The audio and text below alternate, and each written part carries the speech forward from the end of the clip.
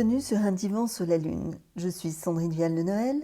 Cet épisode est le premier d'une série que je vais consacrer aux violences sexuelles faites aux femmes et je vais plus particulièrement vous parler du consentement. Un oui est un oui et un non un non. Eh bien, ce n'est pas si simple. Je viens de terminer un ouvrage sur les méprises du consentement et souhaite vous faire partager mes élaborations sur ce sujet et vous démontrer en quoi le consentement mène les femmes dans une impasse quand il est question de harcèlement et d'agression sexuelle. Interroger le consentement d'une femme en matière d'agression sexuelle, c'est se méprendre sur la notion même de consentement et ignorer le rapport complexe entre les hommes et les femmes. Je vais tenter de vous en apporter la démonstration. La suspicion est très présente en matière d'agression sexuelle. Elle apparaît spontanément à l'écoute d'un témoignage médiatique ou lors d'une enquête policière ou en entreprise ou même auprès de proches. Cette suspicion est presque pulsionnelle et incontrôlable. D'emblée, on ne croit pas forcément ce que dit une femme. Il est donc recherché des indices, à partir d'un grand principe qu'est le consentement, pour déterminer s'il s'agit bien d'une agression sexuelle ou d'une relation consentie. L'interprétation va se poser sur comment était-elle habillée, quel était le contexte, la relation qu'elle entretenait avec cet homme. Dans ces circonstances, chacun y va de son interprétation, en premier lieu l'homme, qui en fera le pilier de ses certitudes et de sa défense. L'inscription féministe « Je te crois » tente de contrer les effets produits par l'interrogation de l'agression à partir du consentement.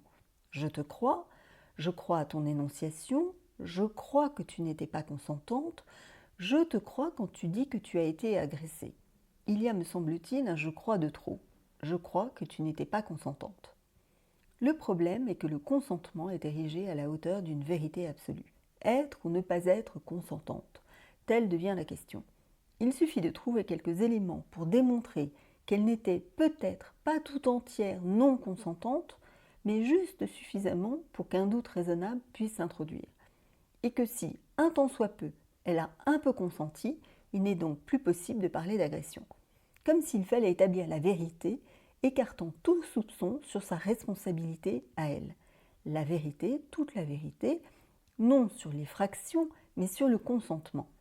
L'article 222-22 du Code pénal ne fait aucunement état de l'idée même du consentement.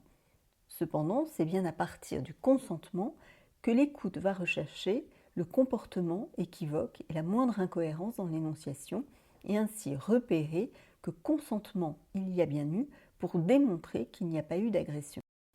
Ce consentement ne relève que d'une vérité subjective, toujours sujette à interprétation, mais va venir néanmoins recouvrir les faits matériels de l'agression dans les esprits. Cette question du consentement est de mon point de vue un héritage dans la relation homme-femme dont il faudrait pouvoir s'affranchir en saisissant toute sa complexité. C'est parce que nous sommes libres que nous devons consentir. En même temps, la docilité à l'autre n'est jamais bien loin.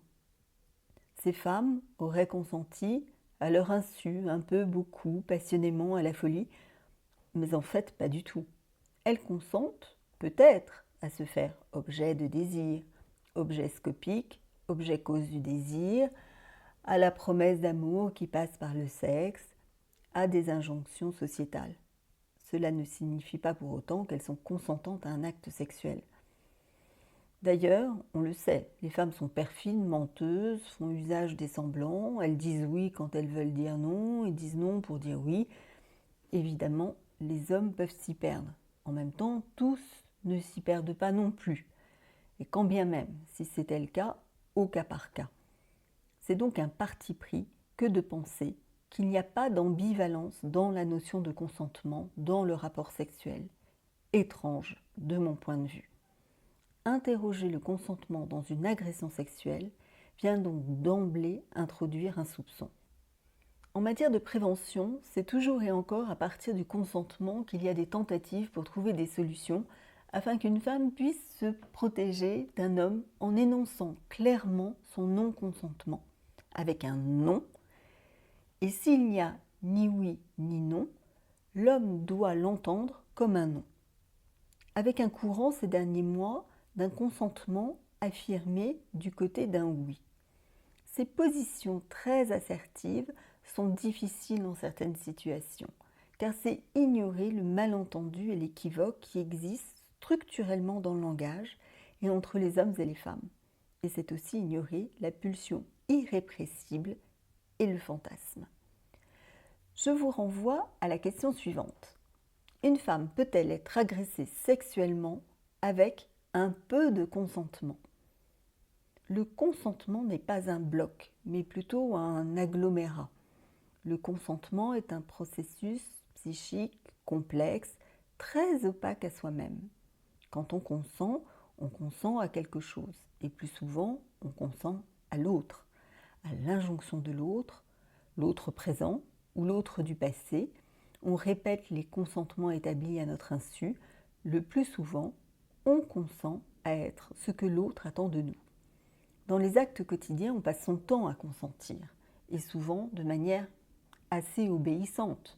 Le sois belle et tais-toi est toujours d'actualité. Il suffit d'aller sur Instagram pour en avoir la démonstration. On se définit par les mots des autres et par ce qu'ils attendent de nous. Les autres avec un grand A, les autres femmes, les hommes, la culture, la société, la famille, les parents.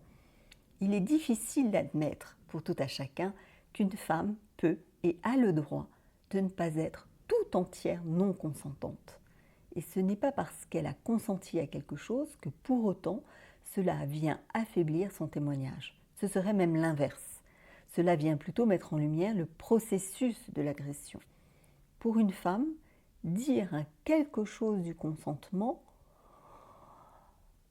pas évident. Encore faudrait-il qu'elle le perçoive, qu'elle ose le dire. Ce n'est pas simple, car cela relève de l'intime.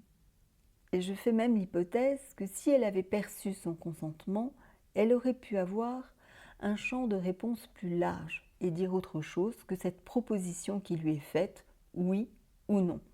Proposition dont on connaît les échecs. Je ne dis pas pour autant que cela la protège de l'agression d'un homme, mais ça lui offre une palette de réponses plus importante. Je reçois à mon cabinet des femmes qui ont subi des gestes inappropriés et des agressions sexuelles, des effractions, le plus souvent dans un contexte professionnel. Et quand elles s'adressent à un psychanalyste, femme de surcroît, elles s'autorisent à leur subjectivité et elles veulent comprendre comment cela a pu arriver. Elles veulent saisir comment elles ont pu se faire attraper, c'est-à-dire comment cet homme a réussi à venir toucher une partie d'elle qui a consenti. L'identifier est donc fondamental. Je reçois aussi des hommes qui ont séduit des femmes. Séduits puisque pour la plupart, ils ne voient pas l'agression.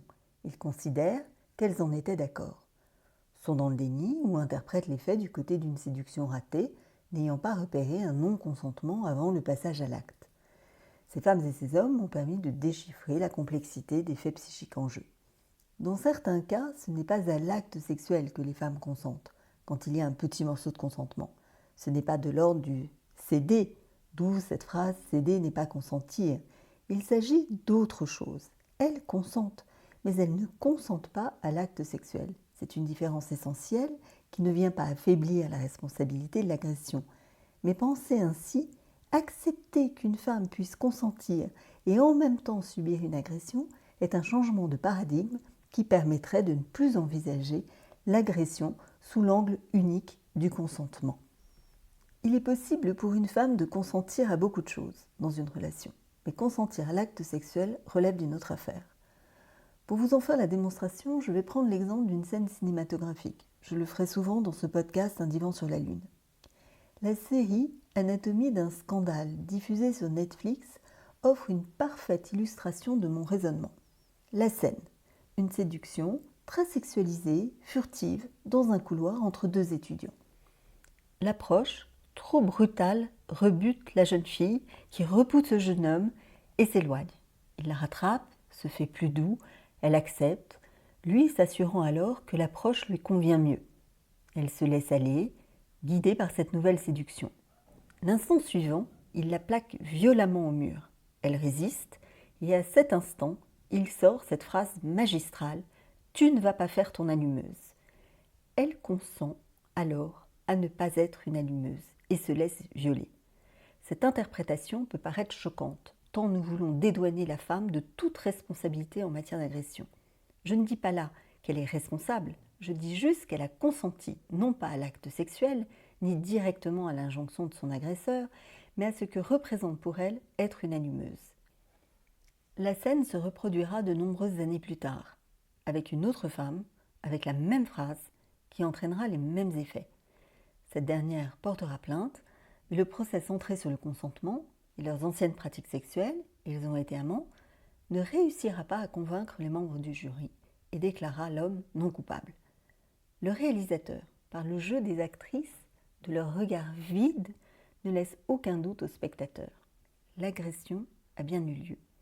Le réalisateur nous conduit à être témoins de ce que le jury ne voit pas. Elles ont consenti à ne pas être une allumeuse, mais elles n'ont pas consenti à l'acte sexuel. Agression, il y a eu. Cette illustration nous fait parfaitement comprendre qu'une femme peut ne pas consentir à un acte sexuel tout en consentant à « je ne suis pas celle que vous croyez », ici en l'occurrence être une allumeuse. L'une de ces raisons est son image en tant que femme dans le désir et la pulsion sexuelle d'un homme et dans les conséquences qui pourraient suivre avec cet homme à ne pas être ce qu'il lui demande d'être à cet instant. De manière ancestrale, une femme a appris que si on allume un feu, il faut l'éteindre, injonction résistante à toute liberté sexuelle. Si la femme a mis le feu aux pulsions sexuelles d'un homme, la responsabilité lui incombe d'aller, selon la formule consacrée, jusqu'au bout de sa jouissance à lui. Dans son cheminement, il n'est pas question de consentement à l'acte sexuel, il est question de ne pas consentir à être une allumeuse, donc de consentir à l'acte sexuel par défaut. Ce n'est qu'une conséquence, mais l'agression a bien lieu du côté de l'homme. Combien de jeunes femmes ont déjà consenti à ne pas être une allumeuse ? Je ne dis pas non plus que consentir à ne pas être une allumeuse relève d'une agression sexuelle. Tout cela s'établit au cas par cas. Je finis cet épisode sur la nécessité de croire avant tout aux méprises du consentement. Vous trouverez les références de cet épisode sur mon site sandrineviallenoël.com à l'onglet podcast ou sur l'Instagram d'un divan sur la lune. Le prochain épisode de cette série sur les violences faites aux femmes sera consacré au consentement, mais sous l'angle du processus temporel. Je ne vous en dis pas plus et vous dis à très bientôt.